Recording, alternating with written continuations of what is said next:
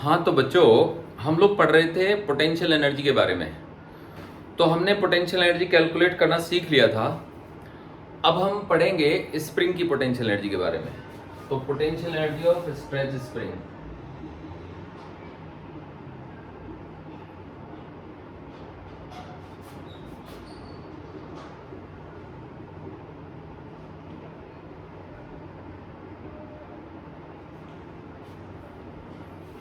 तो अब देखिए, इसमें मैं आपको एक चीज बता देता हूं, ध्यान से सुनिएगा।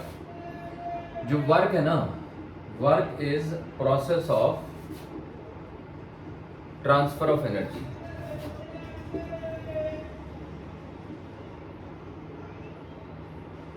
तो हमारे पास एक प्रोसेस होता है स्पेशल, जिसको हम बोलते हैं quasi static process.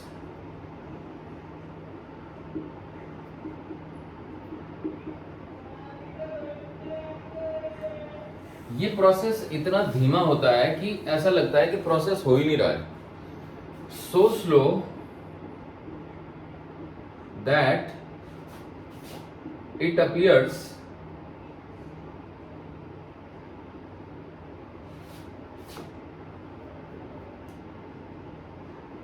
To be static. इतना धीमा कि ये स्टैटिक अपीयर हो। जैसे मैं इस पेन को ऊपर उठा रहा हूं तो आप कहोगे सर आप तो उठा ही नहीं रहे, लेकिन एक्चुअली मैं उठा रहा हूं। इतना धीमा कि पता लग रहा है कि जैसे ये ऊपर उठ ही नहीं रहा है। तो आप देख सकते हो कि ये ऊपर उठ रहा है। तो ऐसा प्रोसेस जो कि इतना धीमा हो कि ऐसा लगे कि एक्चुअली प्रोसेस हो ही नहीं रहा है, तो उसको हम कहते हैं क्वासी स्टैटिक प्रोसेस। समझ रहे हो बच्चों? तो this is going up but इतना धीमा कि ऐसा लग रहा है जैसे रुका हुआ है।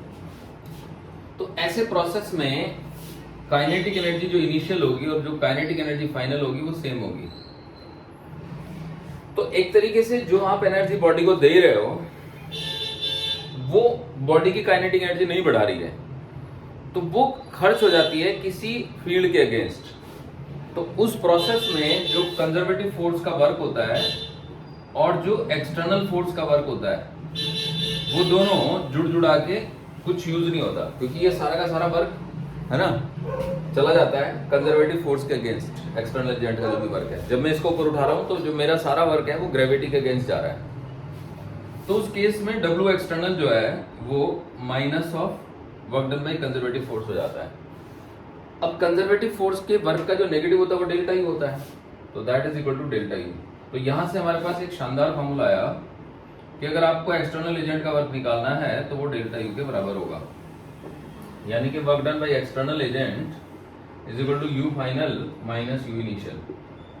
ये हमारे पास एक प्रोसेस आ गया, मतलब एक बहुत बेहतरीन फार्मूला आ गया। तो हम स्ट्रेच स्प्रिंग की एनर्जी इसी मेथड से निकाल लेंगे कि भाई एक्सटर्नल एजेंट कितना वर्क कर रहा है इस प्रोसेस में, इस प्रक्रिया में। ठीक है, तो चलिए करते हैं कैलकुलेट। तो देखिएगा,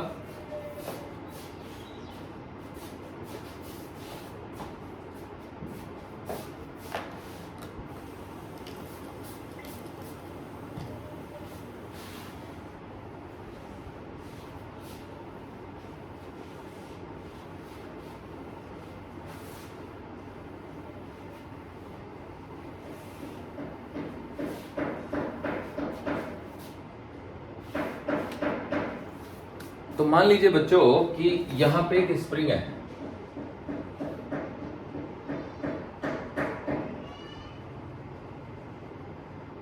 और ये उसकी नेचुरल लेंथ है L0। ठीक है, तो अगर हम इसको थोड़ा स्ट्रेच कर दें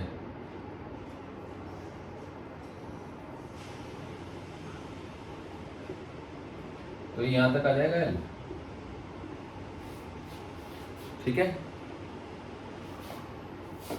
तो L को मैं लिख रहा हूं L0 प्लस एक्स। तो देखा जाए तो ऑटोमेटिकली x जो है वो इसमें एक्सटेंशन हो गया। अब मैं इसको थोड़ा सा और खींच दूंगा फर्दर, तो ध्यान दीजिएगा, थोड़ा सा और खींचना है बस।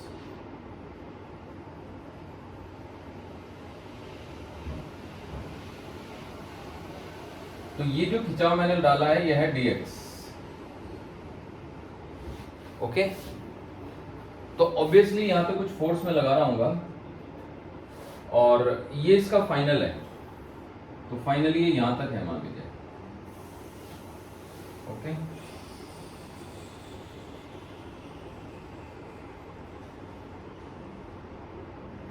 और ये जो लेंथ है ये है L0 प्लस X0।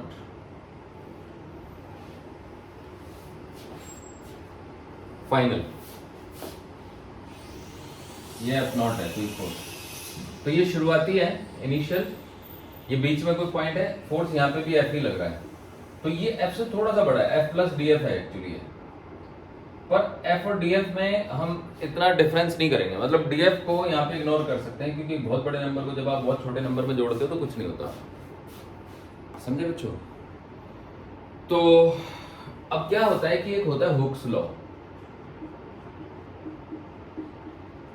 जो कहता है कि जो F है वो प्रोपोर्शनल है X के, यानी स्प्रिंग में जो डेवलप, स्प्रिंग को खींचने के लिए जो रिक्वायर्ड फोर्स है वो इस चीज के प्रोपोर्शनल होता है कि इसमें एक्सटेंशन कितना है। तो F is equal to K into x लिख देते हैं हम लोग, जहां पे K का नाम होता है स्टिफनेस कोफिशिएंट।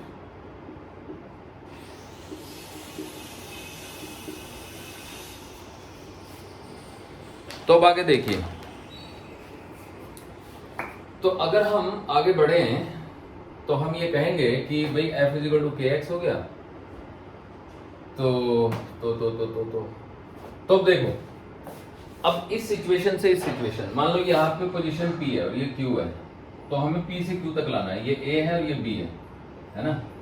तो आप देख सकते हो कि A यहाँ पे है, ठीक है, A यहाँ पे है, A यहाँ पे है ना, और आपका P यहाँ पे है ना, Q यहाँ पे है। तो हमें P से Q तक का वर्क निकालना है, तो P से Q फिर लास्ट में B तक का कर देंगे हम लोग। तो work done in stretching the spring by small amount dx that is from P to Q, है ना?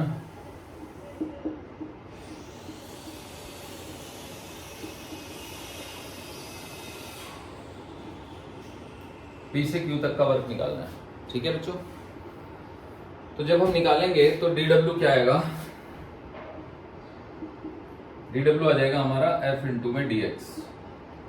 अब ये F एक्सटर्नल फोर्स है, तो कई बार हम यहाँ पे माइनस भी लगाते हैं, तो माइनस के एक्स का मतलब है कि अंदर जो डेवलप फोर्स होगा, मतलब यहाँ पे जो डेवलप फोर्स है वो के एक्स है, तो के एक्स अंदर की तरफ लगेगा, F बाहर की तरफ लगेगा, तो F माइनस के एक्स के इक्वल एंड अपोजिट शो करने के लिए माइनस लगा देते हैं। पर अगर हमने यहाँ पे एरो दिखाई दी तो फिर वो माइनस साइन का कोई मतलब नहीं है। In order to show that कि जो अंदर की तरफ लगने वाला फोर्स है ना, और जो बाहर की तरफ लगने वाले फोर्सेस है वो इक्वल एंड अपोजिट है। तो बाहर की तरफ तो हमारा F ही लग रहा है, ये एक्सटर्नल फोर्स हो गया, समझ गए बच्चों? This is the external force, external agent ने लगाया फोर्स। और जो Kx है वो स्प्रिंग ने लगाया फोर्स है।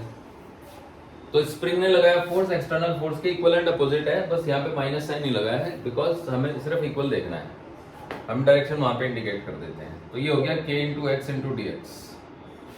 अब देखो यहाँ से यहाँ तक खींचने का वर्क हो गया। अब वैसे तो यहाँ पे F प्लस DF है, तो इसको मैं समझा देता हूँ आपको, F प्लस DF को हमने क्यों छोड़ दिया। तो अगर मैं क्या कहते हैं F प्लस DF की बात करूं, तो ये बहुत बड़ा नंबर है, इसको मैं मल्टीप्लाई कर रहा हूँ DX से सपोज करूं, तो ये छोटा नंबर और छोटा नंबर ये नेग्लेक्ट हो जाएगा, तो ये F इंटू DX ही बचेगा, प्लस DF इंटू DX जो है ना ये नेग्लेक्ट हो जाएगा, दिस इज 0, क्योंकि बहुत छोटे नंबर की मल्टीप्लाई जब बहुत छोटे नंबर से होती है तो वो खत्म हो जाता है। अब आप कहोगे कि सर हम यहाँ पे इनिशियल फोर्स इनटू डीएक्स करें या फाइनल फोर्स इनटू डीएक्स करें। वैसे तो कायदा ये कहता है कि एवरेज ले लो, यानी F में F प्लस DF जोड़ के डिवाइड बाय 2 करके इनटू डीएक्स करो, है ना? तो देखा जाए तो ये क्या हो जाएगा, F into dx plus DF into dx divide by 2। तो ये टर्म तो बहुत ही छोटी हो गई ना, तो बस यही बचा रहेगा, ये है कॉन्सेप्ट इसका। तो देखिए अब अगर हमें W निकालना है, ये W एक्सटर्नल है, याद है, तो W एक्सटर्नल हमारा हो जाएगा K into x into d x and the limit goes from 0 to x naught. तो मैंने बताया ना फाइनल एक्सटेंशन इसमें x नॉट है, मतलब A पोजीशन ये थी ना, तो यहां से ये B है, तो इनके बीच की दूरी x नॉट है। टोटल हमने इसको x नॉट अमाउंट से खींचा है। तो बस ये तो हो गया k इंटू में एक्स स्क्वायर बाई 2 और लिमिट लग गई इसकी 0 से लेके x नॉट तक। तो ये हो गया W external is equal to k बाहर x नॉट का स्क्वायर बाई 2 माइनस 0। तो बस W एक्सटर्नल की वैल्यू आ गई 1/2 इंटू के इंटू में एक्स नॉट का स्क्वायर। ये W एक्सटर्नल की वैल्यू है। अब जैसे कि अभी अभी मैंने आपको सिखाया, क्या सिखाया कि जो W एक्सटर्नल होता है वो किसके बराबर होता है, वो चेंज इन पोटेंशियल एनर्जी के बराबर होता है। तो जब W एक्सटर्नल हो जाएगा वो हो जाएगा डेल्टा U के बराबर, यानी कि U final minus U initial के बराबर। अब U इनिशियल को हम या तो U नॉट ले लेते हैं, तो हम U फाइनल को U ले लेंगे, ठीक है।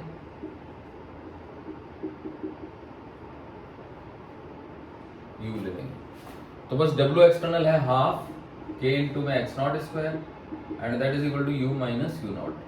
तो यहाँ से U का फॉर्मूला आ गया U नॉट प्लस 1/2 इंटू में K इंटू में एक्स नॉट स्क्वायर। अब U नॉट क्या है, U नॉट की वैल्यू निकलेगी गिवन कंडीशन से। जैसी कंडीशन आपको एग्जामिनर देगा उसके अकॉर्डिंग आपको U नॉट निकालना होगा। आप कहोगे सर अगर एग्जामिनर कुछ कंडीशन दे ही नहीं तो U नॉट को 0 ले लीजिए।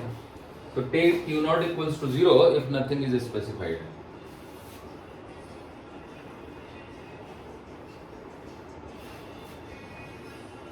Take U naught equals to 0 if nothing is specified. अगर कुछ स्पेसिफाइड नहीं है तो U नॉट को आप 0 ले लीजिए। तो उससे U का फॉर्मूला हो जाएगा आपका half K x naught square. सही है बच्चों? तो मुझे लगता है आपको ये समझ आ गया होगा। चलिए अब आगे बढ़ेंगे और कुछ छोटे मोटे सवाल करेंगे इसी के ऊपर बेस्ड।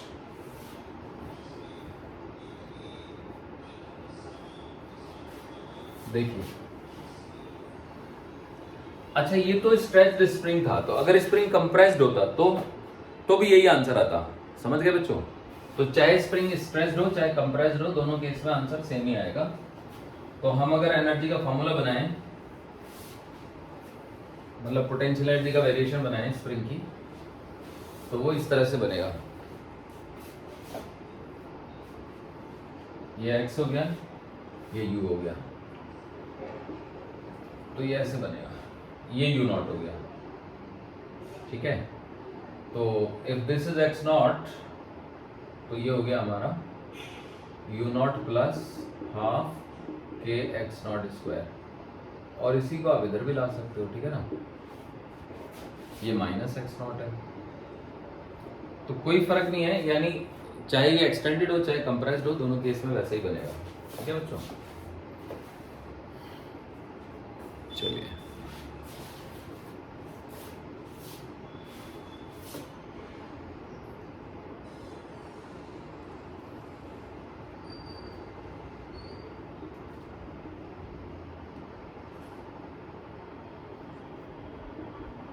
सिमेट्रिक बनना चाहिए बिल्कुल, ठीक है। तो आई थिंक आप समझ गए। अच्छा अगर U नॉट 0 हो जाए तो भी कोई दिक्कत नहीं है। तो मान लो U नॉट 0 है तो ये पूरा ग्राफ नीचे की तरफ शिफ्ट हो जाएगा, ठीक है, U नॉट अमाउंट से, क्योंकि U नॉट 0 हो गया। So then the graph will go down. अब ये यहाँ पे आ जाएगा,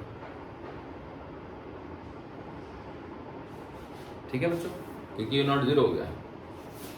so this is just half K x naught square, ये वाली वैल्यू। U नॉट 0 इसलिए है क्योंकि मान लो कुछ भी स्पेसिफाइड नहीं है, तो आप कहोगे भाई कुछ स्पेसिफाइड तो है नहीं। So let us take U naught equals to 0, यानी जब x की वैल्यू 0 है तो U भी 0 है, ठीक। तो दाई साइड एक्स पॉजिटिव है, इसका मतलब extension, by side x negative है, इसका मतलब कंप्रेशन। कंप्रेस्ड स्प्रिंग में भी एनर्जी होगी। ओके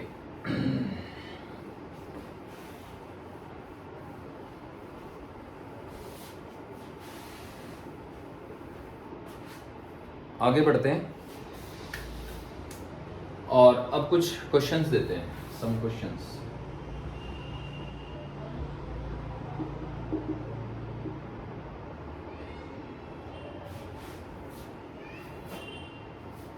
तो कुछ क्वेश्चंस ऐसे होंगे, देखिएगा। पहला question, if W be the amount of work done by external force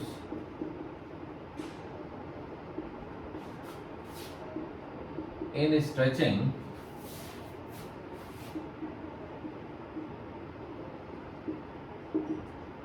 a spring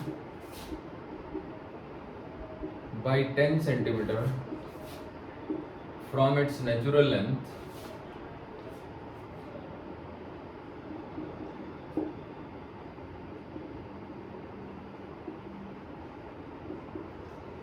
then calculate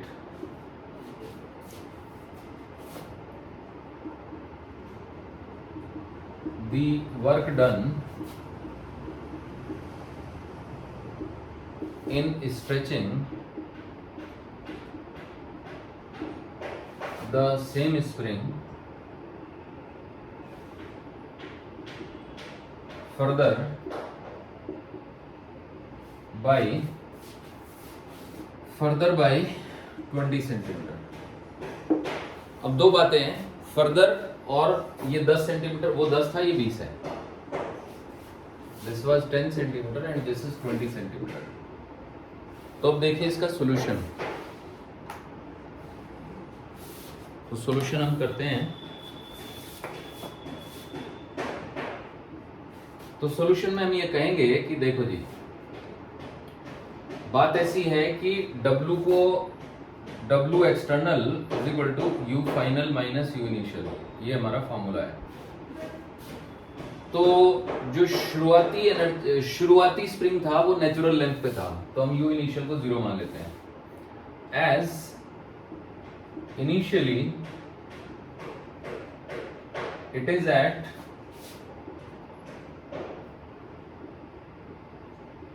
its natural length,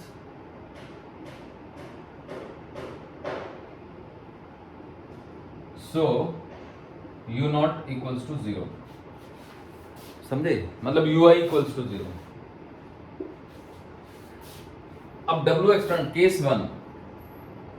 1 का मतलब जब आपने इसको 10 सेंटीमीटर एक्सटेंड किया है, इसमें हम दो पार्ट कर लेंगे, एक केस 1 और एक केस 2।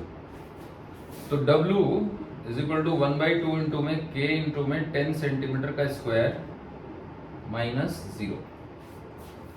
अब केस 2 में सोचिए कि आपने इसको 10 सेंटीमीटर खींचा, फिर यहां पे वर्ड आ गया फर्दर का मतलब फर्दर 20 सेंटीमीटर, तो टोटल खिंचाव तो 30 हो गया। तो जो बाद में वर्क हुआ वो W डैश है, और वो हुआ हाफ ऑफ K इंटू में 30 का स्क्वायर, 30 सेंटीमीटर का square minus half of K into में 10 सेंटीमीटर का स्क्वायर। ये आपको नोट करना है। शुरुआत में उसमें एनर्जी आप 0 लेंगे क्योंकि वो नेचुरल लेंथ पे था, फिर आप उसकी 10 सेंटीमीटर लेंथ बढ़ा देते हैं। तो 10 सेंटीमीटर की जगह आप चाहो तो 0.1 का स्क्वायर कर दो, सेंटीमीटर आपको अच्छा नहीं लगे तो। ये 0.3 सेंटीमीटर हो गया, ये फिर 0.1 हो गया, है ना। तो बेसिकली W डैश को W से डिवाइड कर दो, तो W डैश बाई W, तो ये हो जाएगा आपका 1/2 K कॉमन ले लेंगे, है ना। 1/2 इंटू K कॉमन, सो 0.3 का स्क्वायर माइनस 0.1 का स्क्वायर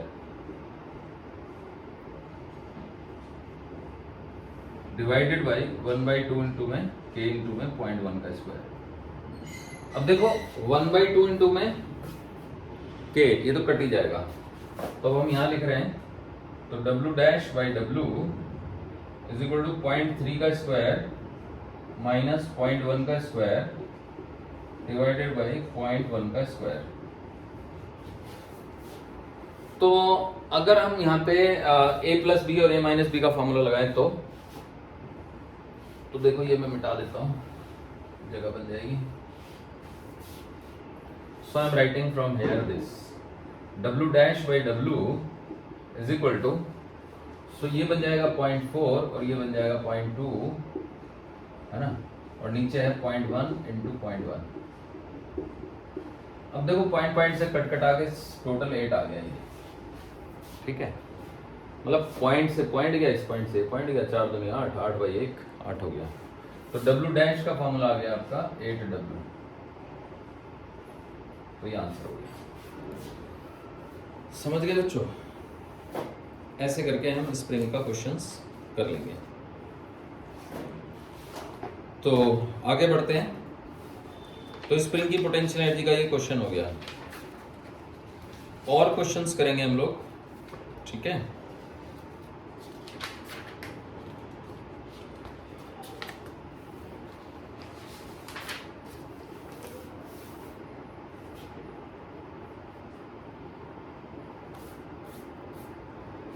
तो चलिए आगे बढ़ते हैं और पोटेंशियल एनर्जी के कुछ क्वेश्चंस करते हैं, है ना, मतलब ग्रेविटी वाले। स्प्रिंग के भी हम आगे करेंगे questions.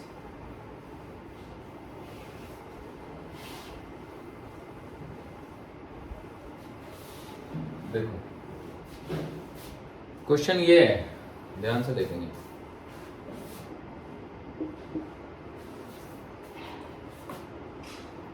A uniform chain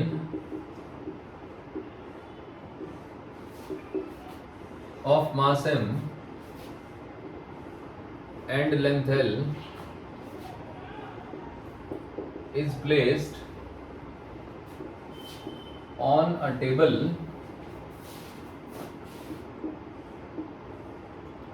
such that 1/3 of its length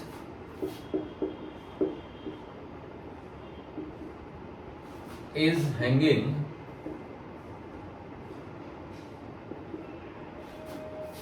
at the edge of the table.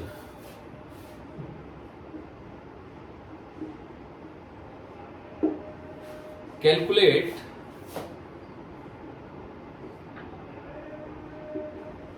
the amount of work required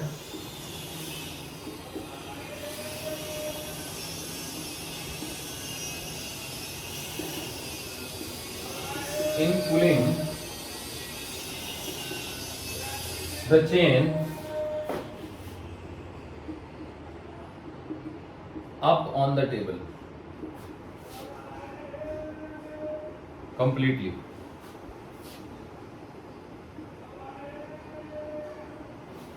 completely हमें उसको टेबल के ऊपर पुल कर लेना है। तो ये मान लो एक टेबल हो गई,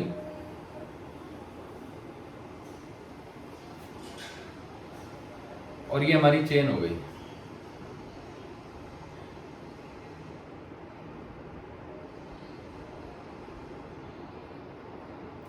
तो इसकी लेंथ l/3 जो है वो लटकी हुई है, और 2l/3 जो है वो नहीं लटकी हुई।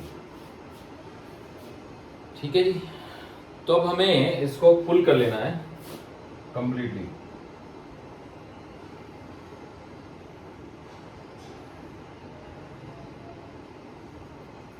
ये यहां पे कंप्लीटली पुल कर लिया हमने।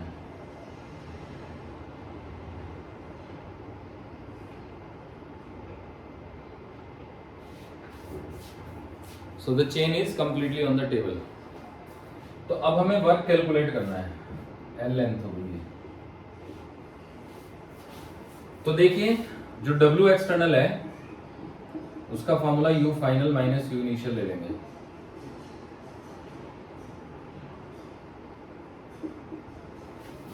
तो अब हमें पहले U इनिशियल निकालना तो पड़ेगा। तो U इनिशियल निकालने के लिए हमारी ट्रिक ये है कि हम इस चेन को दो पार्ट में डिवाइड कर लेते हैं। एक पार्ट ये जो कि ऊपर है और एक पार्ट ये जो कि लटका हुआ है। अब पूरी चेन का मास m है, तो ये जो ऊपर वाला हिस्सा है इसका मास हो जाएगा 2m/3 और ये जो लटका हुआ हिस्सा है इसका मास हो जाएगा m/3। अब इसका सेंटर तो टेबल पे ही है, तो एक काम करते हैं, डेटम इसी को ले लेते हैं, टेबल को ही। तो जब हम टेबल को डेटम ले लेंगे तो पहले हम पोटेंशियल एनर्जी निकालेंगे जो ऊपर हिस्सा है इसका। तो U इनिशियल, तो U इनिशियल में एक हिस्सा 2m/3 ऊपर है इंटू G इंटू 0, और दूसरा हिस्सा जो है वो आपका ये m/3 लटका हुआ है। तो जो हिस्सा वर्टिकल है उसके लिए आपको सेंटर ऑफ मास का कॉन्सेप्ट लगाना पड़ेगा। मैंने बताया था कि अगर कोई चेन ऐसी है कि वर्टिकल है तो उसका सारा मास उसके मिड पॉइंट पे मान सकते हैं आप। तो मिड पॉइंट जो है वो L/6 डेप्थ पे होगा। L/6 इज द गहराई, depth of mid point from the datum यानी कि टेबल से। तो ये हो जाएगा m/3 into G into minus का L/6, ठीक है ना। तो अब अगर मैं यहाँ पे वैल्यू डाल दूं तो U इनिशियल की वैल्यू हो जाएगी 0 plus mgl/18 with minus sign, minus का mgl/18।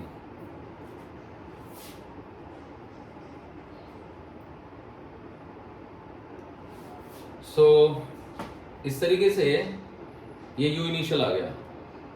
अब U फाइनल निकालेंगे, मतलब that is just minus mgl/18 है ना। Now U final will B, क्योंकि पूरी की पूरी चेन टेबल पे आ गई तो सारा मास टेबल पे आ गया, तो m into g into 0, so that comes out to be 0। अब work done by external force का फॉर्मूला होता है U final minus U initial. तो ये 0 हो गया और ये U इनिशियल की वैल्यू माइनस mgl/18 हो गई। तो यहाँ से W एक्सटर्नल का फॉर्मूला आ गया 0 minus mgl/18, so that comes out to be mgl/18 plus का। तो इस तरह से ही हमने क्वेश्चन कर लिया, ठीक है बच्चों। आई होप आपको समझ आ गया होगा।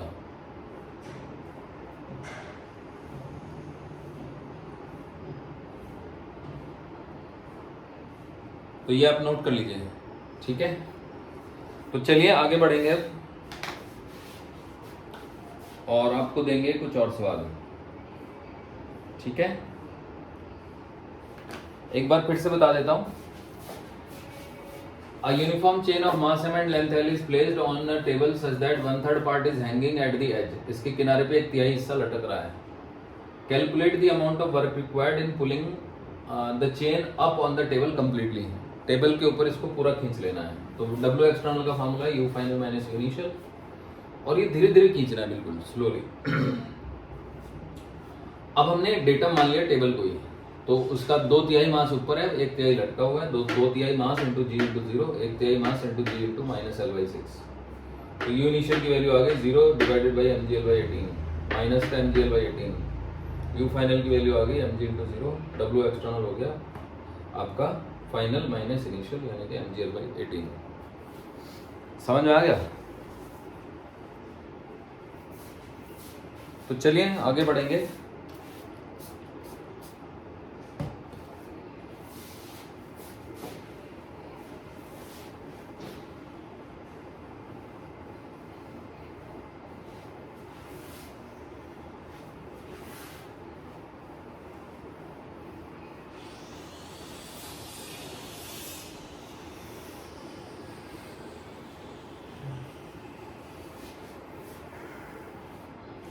ठीक है बच्चों, तो अब जो मैं क्वेश्चन आपको दे रहा हूं वो ये है, देखिएगा।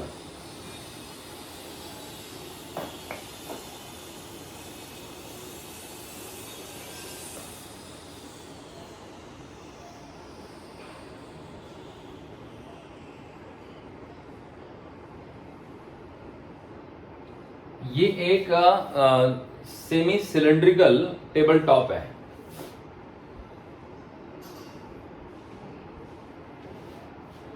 ठीक है। और यहां पर एक चेन है, ठीक है, यहां पर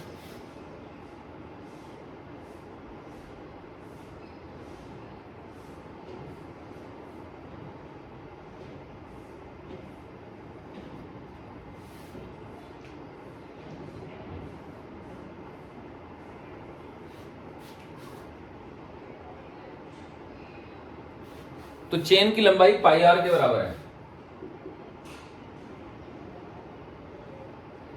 ये बंधी हुई है यहां से कहीं से, है ना। तो क्वेश्चन ये है कि इसको यहां से ऊपर रख देना है इसके, ये आर रेडियस है इसकी।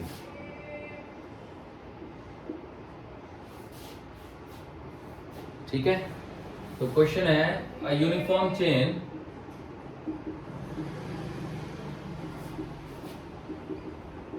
of mass m and length l is hanging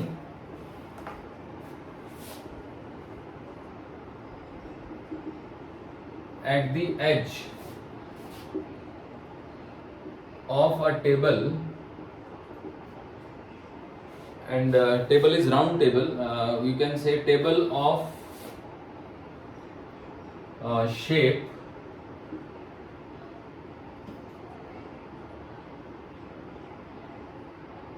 hemi cylinder, है ना, in the form of a half cylinder, है ना, एक आधे सिलेंडर की फॉर्म में है ये टेबल। तो देखो मैं बना के दिखाता हूं आपको कैसे है ये। So the table is like this, okay, ऐसे है ये टेबल, समझ रहे हो बच्चों। ये इसके पैर हो गए, ये टेबल हो गई, है ना, और यहां पे चेन लटकी हुई है। अब इस चेन को ऊपर डालना है इसके, ठीक है, समझ रहे बच्चों। तो we have to put the chain upon the table, ऐसे लाना है। हेमी सिलेंडर है ये, है ना, ऐसे। आई होप आप समझ रहे होंगे, ठीक है बच्चों। तो हम इसको यहां से देख रहे हैं, we are looking from this side. तो चलिए फिर करते हैं solve. Calculate cylinder as shown in figure.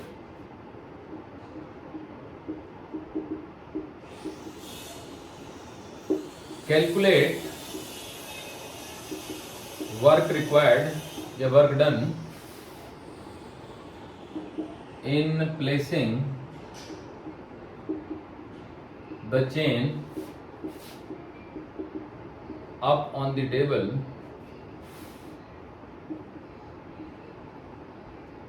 symmetrically। हमें इसको सिमेट्रिकली प्लेस करना है। तो अब एक काम करते हैं, इसकी एनर्जी निकालते हैं पहले। वही जैसे कि फॉर्मूला मैंने बताया था, you final minus U initial करना है, ठीक है। तो यू इनिशियल निकालते हैं पहले हम। तो ये हम रेफरेंस ले लेते हैं, डेटम। तो अब ध्यान दीजिएगा कि ये जो डिस्टेंस होगी ना, ये पाई आर बाई 2 हो जाएगी, समझे बच्चों, क्योंकि टोटल लंबाई पाई आर है, तो जो सेंटर ऑफ मास है वो पाई आर बाई 2 पे होगा। तो m into g into minus का पाई आर बाई 2, ये हो गया ना। सो ये this is it's initial potential energy, क्योंकि हमें इसको यहां से खींच के और यहां पे लाना है। तो माइनस का पाई एम जी आर बाई 2, ये आंसर आया। अब हम इसको यहां पे ले आए, तो जब हम चेन को यहां पे ले आएंगे तो यहां तो कुछ है ही नहीं, chain has now gone to this location, okay. तो चेन आपकी यहां आ चुकी है। अच्छा, क्योंकि चेन की लंबाई ऐसी थी कि पूरी पूरी सेट हो जाएगी, समझ रहे हैं बच्चों। अब यू फाइनल, ये मैं आपको सिखा चुका हूं, यू फाइनल निकालना हमने पिछली क्लास में किया था। तो U final will be m g into में 2r बाई पाई। याद रखो 2 पर आता है, पाई नीचे आता है। So this will be equal to 2mgr by pi, ऐसे हो गया। अब हमें क्या निकालना है, मतलब इसका सेंटर ऑफ मास, याद आया, मैंने कहा था ना centre of mass 2r by pi height पे होता है। हालांकि अभी हमने सेंटर ऑफ मास पढ़ा नहीं है, बट फिर भी ये वाला डेरिवेशन हमने पिछली क्लास में किया था। तो अब जो work done by external force है वो तो U final minus U initial है, वर्क डन। तो 2mgr/पाई में से हम माइनस कर देंगे माइनस का पाई mgr/2, तो बस माइनस माइनस प्लस हो जाएंगे, mgr हम कॉमन ले लेते हैं, तो ये हो जाएगा 2/पाई प्लस पाई/2। एलसीएम ले लेते हैं, तो एलसीएम आ गया 2 पाई, तो ये फाइनल आंसर आ जाएगा हमारा mgr इंटू में 4 + पाई²/2 पाई। ठीक है जी, so this will be the answer.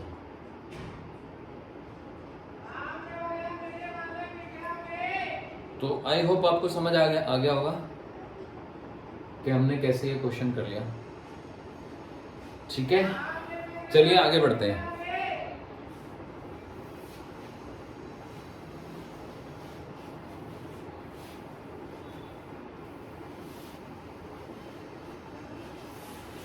अब देखो,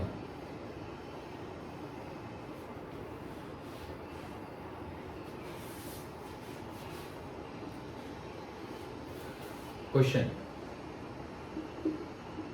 a hollow cone of mass m and height h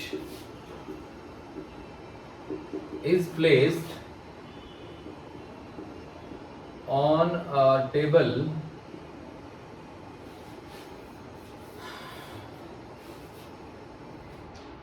with its circular face down, है ना,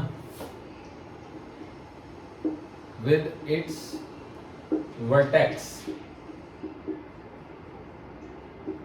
up, वर्टेक्स अप है मतलब, ठीक है ना, इन्वर्टेड कोन रखा है एक तरीके से, inverted cone.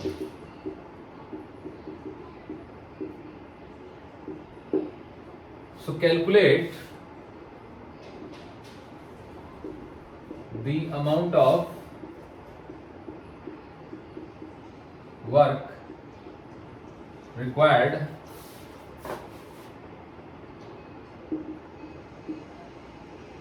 in placing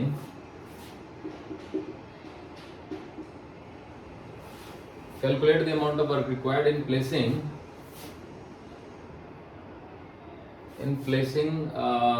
the same cone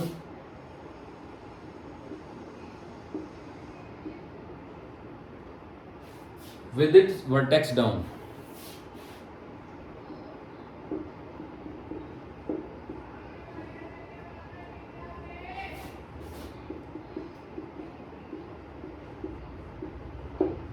इसका वर्टेक्स डाउन हो जाए और इसका जो बेस है वो अप हो जाए, मतलब शुरू में कौन ऐसे रखा है,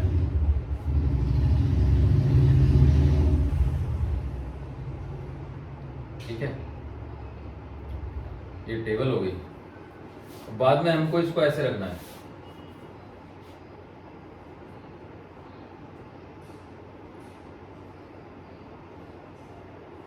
समझ रहे हो बच्चों, ऐसे इन्वर्ट कर देना है।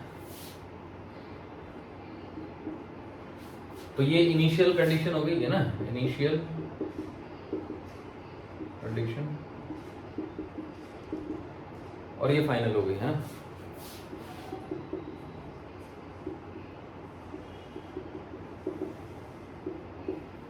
अब इसका मास हमें m दिया हुआ है और इसकी हाइट हमें h दी हुई है, h। तो आपको याद होगा कि मैंने कहा था कि इसकी पोटेंशियलिटी जिसकी हमने निकाली थी लास्ट क्लास में, तो जो u इनिशियल है ना, सॉल्यूशन करते हैं इसका। तो लास्ट क्लास का जो लास्ट क्वेश्चन था उसमें हमने u इनिशियल निकाला था, तो u इनिशियल वाज mgh/3। अब जब हम इसको, तो ये इसका सेंटर ऑफ मास हो गया जो कि h/3 हाइट पे हो गया, समझ रहे हो बच्चों, तो इसकी पोटेंशियलिटी mgh/3 हो गई। अब जब हम इसको इन्वर्टेड रख देंगे तो वही सेंटर ऑफ मास, यानी वही पॉइंट जहां पे हम इसका सारा मास मान सकते हैं, वो ऊपर से h/3 पे हो गया, तो नीचे से तो 2h/3 हो गया ना बच्चों, वही सेंटर जो कि बेस से h/3 हाइट पे था, वर्टेक्स से 2h/3 हाइट पे हो गया।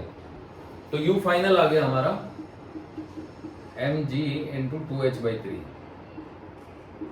तो अब जो वर्क डन होता है W एक्सटर्नल वो क्या होता है,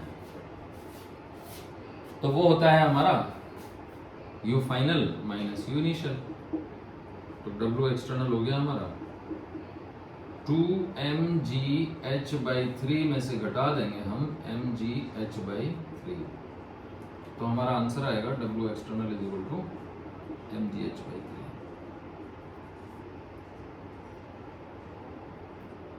ये हो गया, समझ गए बच्चों। तो ये था हॉलो कोन। अब अगर यही सवाल सॉलिड कोन का होता तो इन केस ऑफ सॉलिड कोन है ना, तो सॉलिड कोन के केस में जो सेंटर है वो h/4 हाइट पे आता, यानी इसकी पोटेंशियल एनर्जी का फॉर्मूला आता है mgh/4। तो ये भी h/4 ही हो जाता। तो अगर ये h/4 हो गया तो ये वाली जो हाइट हो जाएगी वो हो जाएगी 3h/4। समझ रहे हैं बच्चों। तो अगर ये 3h/4 हो गई तो यहाँ पे हम 3h/4 डाल देंगे, 3h/4। तो घटा देंगे इनको, है ना, ये 3 आ गया, ये 4 आ गया,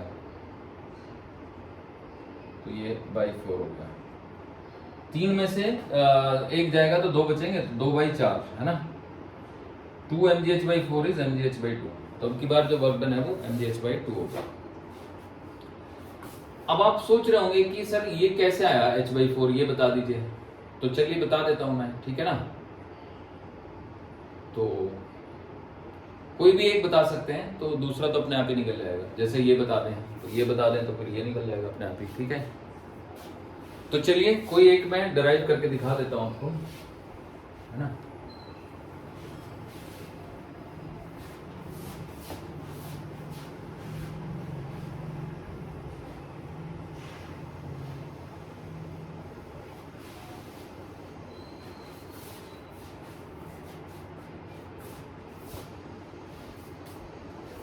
देखिएगा बच्चों, ये मान लो कि ये कोन है, ऐसे है ना।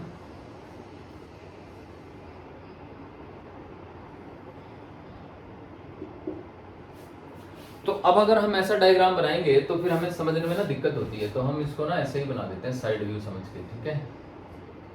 तो मान लीजिएगा कि ये कोन ही है, सॉलिड कोन है ये, है ना। अब यहां पे हम एक एलिमेंट ले लेंगे, तो वो एलिमेंट एक डिस्क के रूप में होगा, ठीक है बच्चों। The element is in the form of a disc. ये एक डिस्क बनेगी। एक काम करते हैं, ये वाई एक्सिस मान लेते हैं, है ना, और इसको मतलब ठीक है ना। तो ये मान लेते हैं ये वर्टेक्स है, इसका नाम वो रख देते हैं, वाई एक्सिस नहीं कहते, बस इसको वर्टिकल डायरेक्शन बोल देते हैं। यहां से यहां तक की लंबाई को वाई मान लेते हैं, ठीक है बच्चों। ये तो ऑब्वियसली dy हो जाएगी, है ना, और इसको हम x मान लेते हैं, इस एंगल को हम थीटा मान लेते हैं, ठीक। ये रेडियस r हो गई और ये हाइट h हो गई।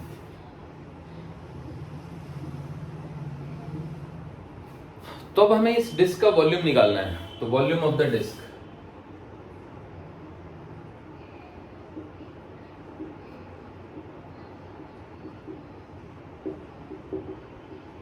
अब डिस्क का वॉल्यूम हो जाता है पाई इंटू में x² इंटू dy। क्योंकि डिस्क अगर छोटे तौर पे देखेंगे तो एक सिलेंडर जैसी होगी, हालांकि वो फ्रस्टम होगा, बट उसके फ्रस्टम नेचर को हम अवॉइड कर सकते हैं, क्योंकि dy बहुत ही छोटा है, इतना छोटा है कि हम उसकी फ्रस्टम नेचर को अवॉइड कर सकते हैं। तो पाई r² उसका एरिया हो गया, इंटू में dy हाइट हो गई, तो सिलेंडर की तरह से होगा ये। भाई फ्रस्टम नेचर तो है, बट क्योंकि dy इतना छोटा है कि वो फ्रस्टमनेस खत्म मान लो, ठीक है। तो अब हमें क्या कहते हैं, x और y में रिलेशन ढूंढना पड़ेगा। तो पाई इंटू में x upon y is tan theta, तो x upon y is tan theta, तो x is equal to y tan theta, तो y² tan² theta into dy।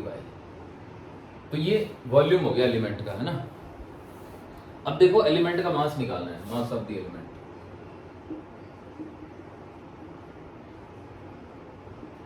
तो एलिमेंट का मास आएगा हमारा क्या आएगा? The mass of element will be you can say m/1/3 pi r square h।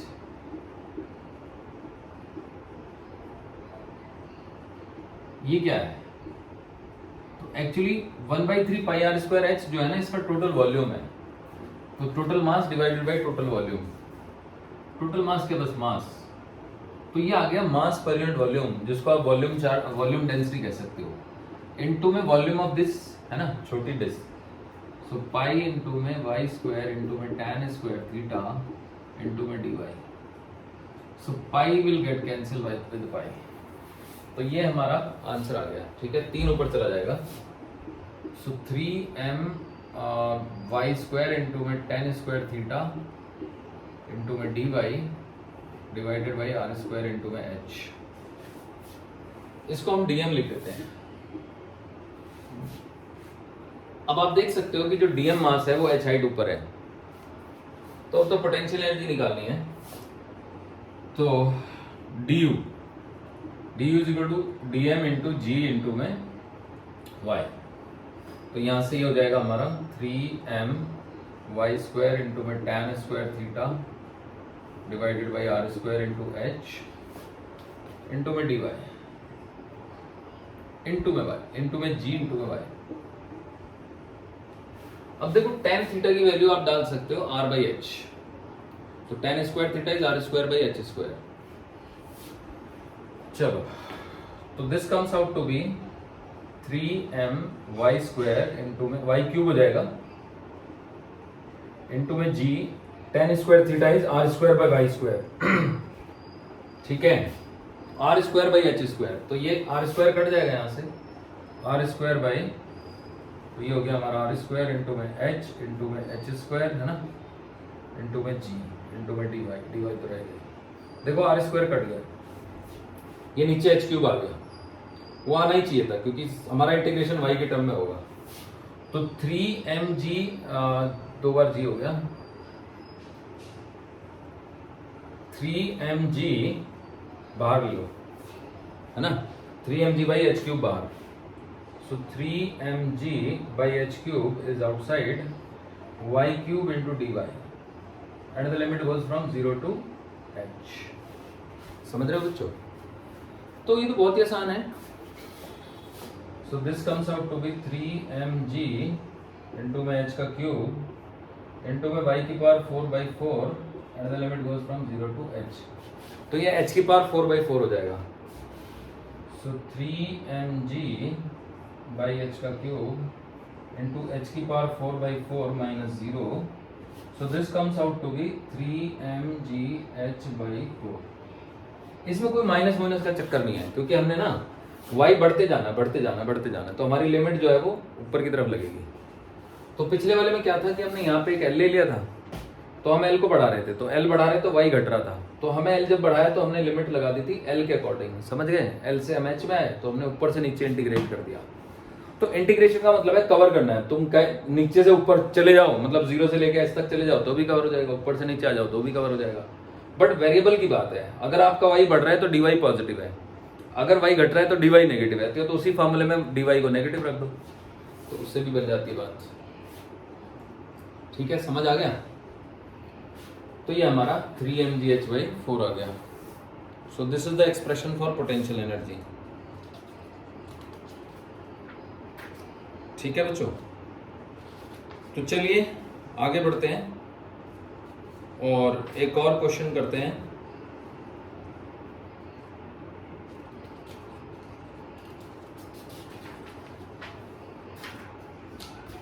तो वो क्वेश्चन है हमारा सेमी सर्कुलर डिस्क का। ठीक है,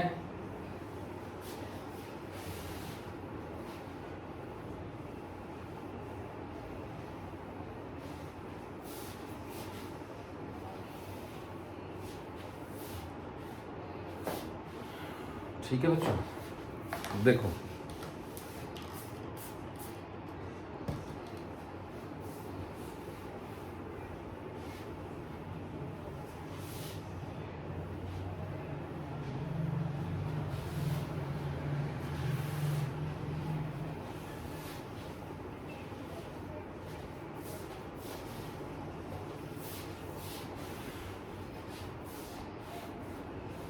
देखिएगा क्या क्वेश्चन है। सो द क्वेश्चन इज, ये एक टेबल है और यहां पे एक सेमी सर्कुलर डिस्क है।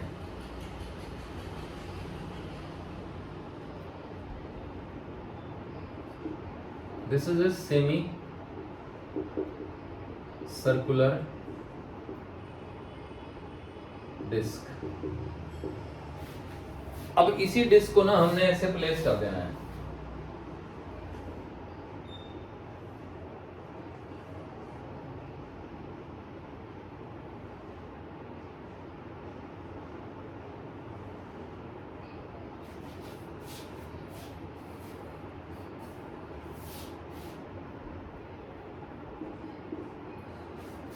तो अगर हम इसको ऐसे प्लेस करेंगे तो उसमें कितना वर्क करना पड़ेगा? ऑफ मास m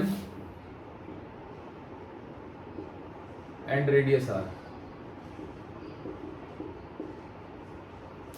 तो ये सेंटर है, ठीक है। तो अब हमें इसकी पोटेंशियल एनर्जी निकालनी पड़ेगी बच्चों, तो हम निकालते हैं, ठीक है। तो देखो थोड़ा स्मार्ट खेलते हैं की बात। हम एक डिस्क को ना छोटी छोटी रिंगों से बना हुआ मान सकते हैं। तो मान लो ये एक रिंग है,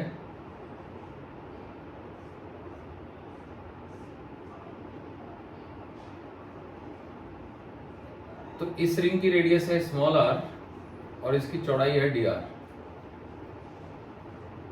और ये है कैपिटल R, है ना।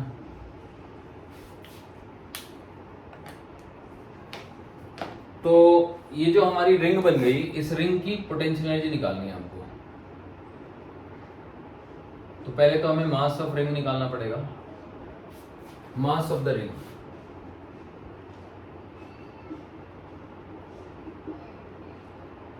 इसको डीएम बोल देते हैं। अब मान लो पूरी डिस्क का मास तो m है, तो अगर मैं m को डिवाइड कर दूं पाई r स्क्वायर बाई 2 से, तो ये मास पर यूनिट एरिया आ गया, है ना। तो अगर मास पर यूनिट एरिया को एरिया ऑफ द रिंग से मल्टीप्लाई करते हैं। अब देखो रिंग को अगर मैं खोल दूं तो ये एक पट्टी बनेगी ना सीधी, जिसकी लंबाई होगी पाई r और चौड़ाई होगी dr, है ना।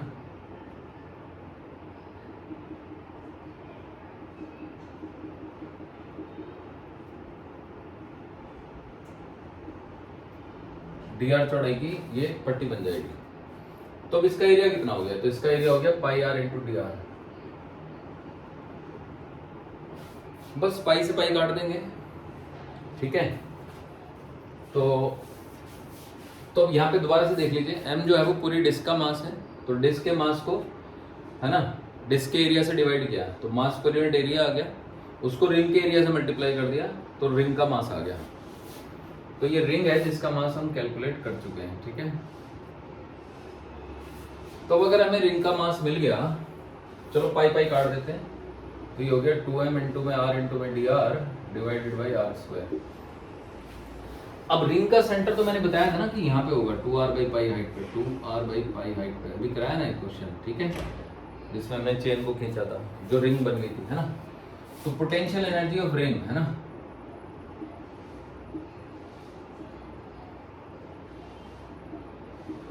रिंग की पोटेंशियल एनर्जी du, तो बन गया 2m इंटू में r इंटू में d r divided by r square into में g इंटू में 2r बाई पाई।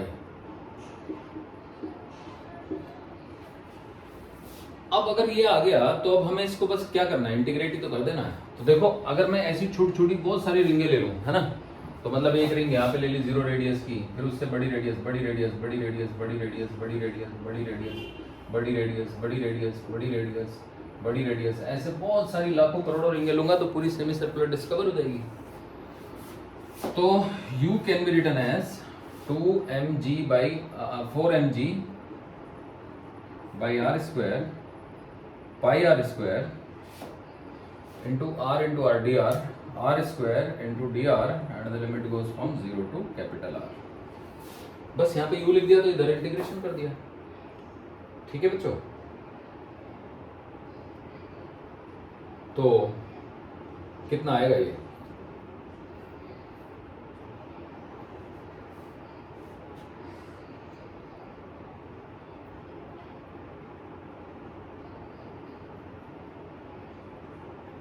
तो ये आ जाएगा r³/3, तो u की वैल्यू हो जाएगी 4mg/πr² इंटू में r³/3 and the limit goes from 0 to capital R।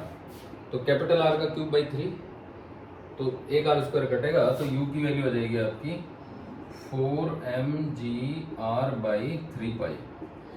ये आ गई पोटेंशियल एनर्जी। यानी कि ये स्पष्ट हो गया कि यहाँ पे जो सेंटर ऑफ मास है ना डिस्क का, वो 4r/3π पे ले लेना है। ठीक है बच्चों?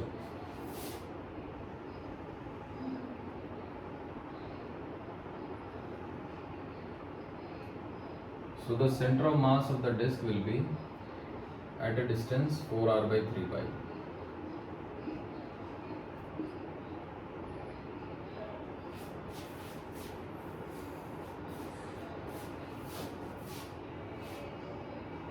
अब जब हम इसको पलट के रख देंगे तो सेंटर ऑफ मास कहां पे आ गया?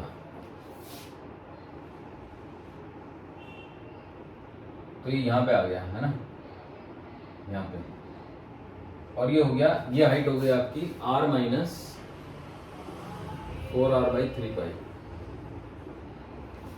ठीक है, तो अब इसको आप u इनिशियल लिख दो। सही है बच्चों? अब हमें u फाइनल निकालना होगा, तो u फाइनल हम यहां निकालते हैं।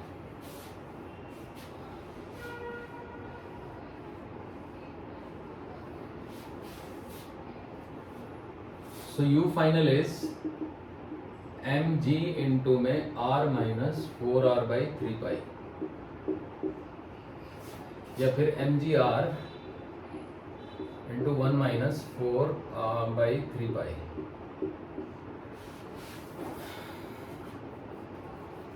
तो अब हमें क्या करना है? Work done.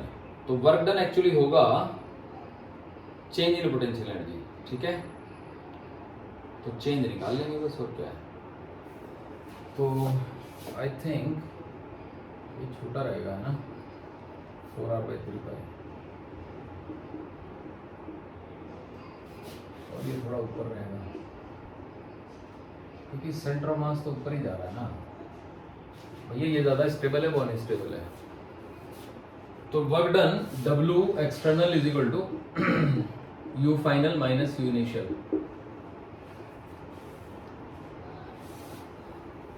तो देखो, तो कुछ नहीं करना, घटाना ही है बस। तो this is mgr into 1 - 4/3π minus 4mgr/3π, है ना। तो अब mgr कॉमन ले लेते हैं, mgr common, so it is 1 - 4/3π minus 4/3π। तो 4/3π 4/3π 8/3π हो गए। तो mgr इंटू 1 - 8/3π। अब सवाल ये उठता है कि क्या 1 बड़ा है या 8/3π बड़ा है? तो एक्चुअली 3π तो 9 से भी बड़ा होगा ना, तो ये पॉजिटिव है वर्क। तो सेंटर ऑफ मास जो है ना यहाँ पे नीचे है और यहाँ पे ऊपर है, तो ये अनस्टेबल पोजीशन है। समझ रहे हो बच्चों? सेंटर ऑफ मास ऊपर गया ना, तो वर्क पॉजिटिव आ गया। तो अगर आप चाहो तो ऐसे भी लिख सकते हो mgr इंटू 3π माइनस 8/3π। तो जो W एक्सटर्नल है वो पॉजिटिव आएगा क्योंकि आपने पोटेंशियल एनर्जी बढ़ा दी। इसमें मोर स्टेबल था, इसमें लेस स्टेबल है।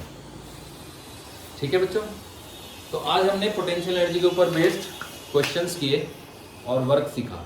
ठीक, तो चलिए नेक्स्ट क्लास में हम पढ़ेंगे वर्क एनर्जी थ्योरम।